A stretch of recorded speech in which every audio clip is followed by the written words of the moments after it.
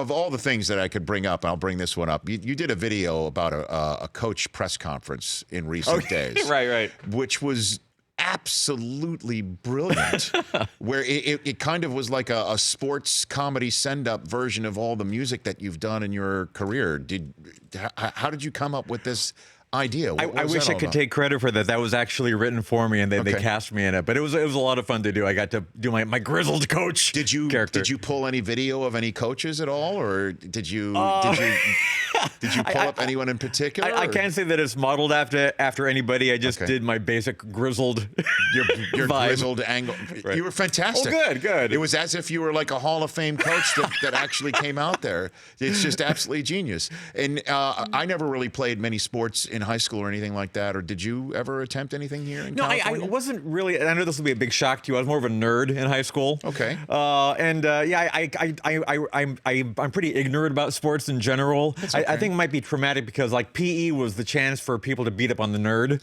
So you were the kid picked last in gym. Is that what you're saying? Pretty much, yeah. Well, you've certainly found your right world, and you've been fantastic about it for so very, very long. How did you come up with Weird? Who called you Weird Al for the first time? I think that was freshman year in college. I don't know exactly what the context was, but somebody referred to me as Weird Al, and then I picked it as an air name when I went on the college radio station because everybody had some kind of wacky nickname to be on the radio. So Weird Al seemed appropriate, and it just kind of stuck. It did, and then you just decided you're gonna go with it from here all the way to now. The current Now day. I'm living with it. Yeah, it's unbelievable. It really. So when did you get your first break? What was your first break?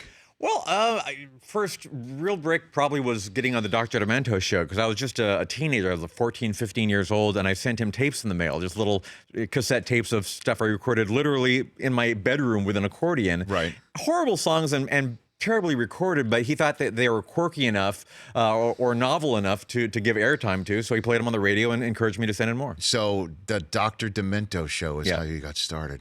That's amazing. And he's not on terrestrial radio anymore, but he still does a weekly show online on drdemento.com. So who's your greatest musical influences, Al?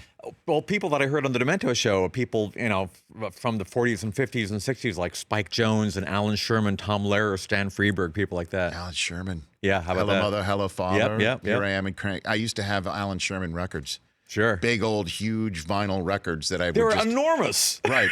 I just, I always enjoyed listening to his music and listening to all of his comedic takes on things too. So that's how you began He was for a brief period of time, he was huge. And Alan Sherman had 2 #1 albums within like three #1 albums within an 18-month period of time. I mean, he was unbelievably big, like around 60, 61, 62. So which musician, Weird Al Yankovic here on the Rich Eisen Show, which musician that you sent up in song was the most appreciative, and which one was maybe the least? Well, I mean, I wouldn't say that anybody was not appreciative because I did get their permission ahead of time. It's not like it's a big surprise when I'm doing the parody. You got Michael Jackson's permission? Oh, absolutely, ahead of time? yeah. How did you do that?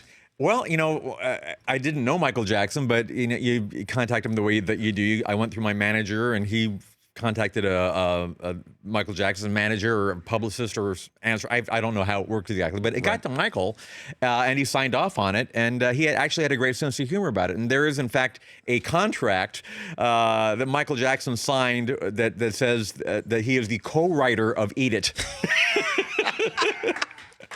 He co-signed. Yeah. So did somebody have to play, hey, Michael, sit down. There's a guy named Weird Al Yankovic, and he's come up with a song called Eat It. And somebody pressed play for him, and he sat there and listened to it. I didn't record it before. I don't even know if I probably had written the lyrics at that point. Okay. But no, we don't record it unless we have permission, because otherwise it's a lot of effort and money wasted. Okay. And that's the way you actually got permission through Did you ever meet Michael? I did a couple times, and he was great. I mean, one time I actually gave him a gold album because my album Even Worse, which was based on his album Bad. That's a great name. It went gold, so I gave him a gold album for that, and he was very gracious. He was like, "Oh, another gold album for the pile. I'll just throw this over here." Well, I mean, he's a co-writer. That's course.